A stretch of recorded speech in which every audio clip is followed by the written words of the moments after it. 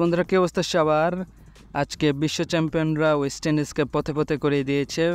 উইন্ডিজের তাদের ডেরায় একেবারে গিয়ে গুলি করে চলে এসেছে ফিল সল্ট এবং জনি বেরেস্টো, দুইজনে একবারে তক্তা করে দিয়েছে ওয়েস্ট ইন্ডিজের বোলারদের।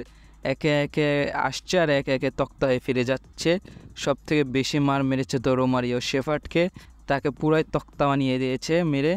প্রথমে টস জিতে বোলিংয়ের সিদ্ধান্ত নেয় ইংল্যান্ড এবং ভালোই বোলিং করছিল তারা।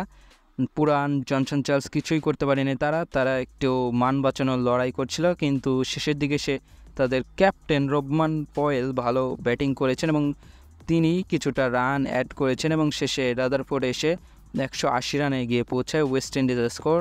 জব দিতে ব্যাট করতে নেমে ইংল্যান্ড শুরু থেকেই চড়া হয় ওয়েস্ট ইন্ডিজের বোলারদের ওপর এবং এক এক বোলারকে তক্তা বানাচ্ছিল, কিন্তু মাঝে বাটলার আউট হয়ে গেল এবং ময়ন আলীও এসেও বেশিক্ষণ খেলতে পারেনি, তিনিও আউট হয়ে গেলেন। তারপর শুরু করলো বেরেস্টো এবং সল্ট। তারা একবারে সল্ট তো লবণ দিয়ে একবারে তক্তাতে একবারে মিশিয়ে একবারে ঝাল করে দিয়েছে।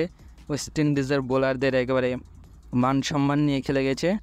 তো বিশ্ব চ্যাম্পিয়নরা তাদের চিরচেনার পেল এবং ওয়েস্ট ইন্ডিজ তাদের প্রথম পরাজয় দেখলো এই টুর্নামেন্টে এবং ওয়েস্ট ইন্ডিজ অনেকটাই পিছিয়ে গেল সুপার 8-এর পথে, সেমিফাইনালে যাওয়ার পথে, কারণ গত ম্যাচে সাউথ আফ্রিকা কিন্তু ইউএসএকে হারিয়ে দিয়েছে।